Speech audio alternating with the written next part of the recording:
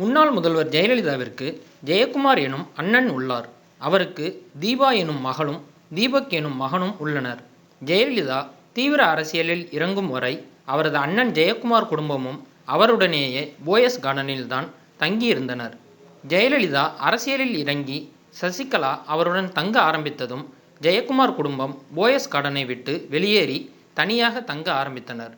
இருந்தாலும் தனது அண்ணன் குடும்பத்தினருடன் அன்புடனேயே இருந்தார் ஜெயலலிதா. அவரது அண்ணன் ஜெயக்குமார் மறைந்ததும் ஜெயலலிதாவுக்கும் அண்ணன் குடும்பத்துக்கும் சற்று இடைவெளி அதிகரித்தது. அவரது அண்ணியின் மறைவுக்கு கூட ஜெயலலிதா செல்லவில்லை. ஆனால் ஜெயலலிதாவின் அண்ணன் மகள் ஜே. தீபா அடிக்கடி ஜெயலலிதாவை பார்க்க போயஸ் கார்டன் சென்று வருவார்.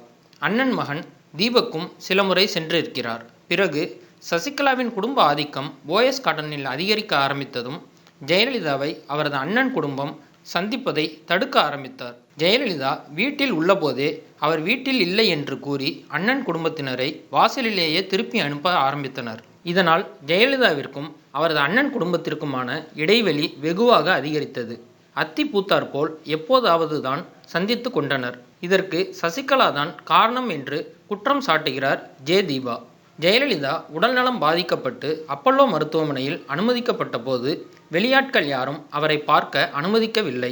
ஜெயலலிதாவின் இரத்த சொந்தமான அவரது அண்ணன் குடும்பத்தினர் கூட மருத்துவமனை கேட்டை தாண்டி உள்ளே செல்ல முடியவில்லை. இந்நிலையில் ஜெயலலிதா இறந்ததும் அவரது இறுதி சடங்கு செய்ய அவரது இரத்த சொந்தம் தேவை என்பதால் அவரது அண்ணன் மகன் தீபக்கை சமாதானப்படுத்தி அழைத்து வந்தனர் சசிகலா தரப்பினர். இந்து சமயத்தின்படி யார் இறுதி சடங்கு செய்கின்றனரோ அவர்தான் வாரிசு என்பது சட்டம். ஆகவே ஜெயலலிதாவின் சொத்துக்களுக்கு அவரது இறுதி சடங்குகளை செய்த அண்ணன் மகன் தீபக் தான் வாரிசு.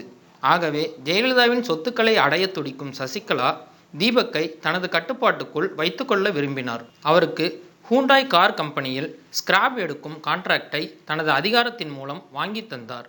இதன் மூலம் தீபக்கிற்கு பல லட்சம் வருமானம் வருகிறது.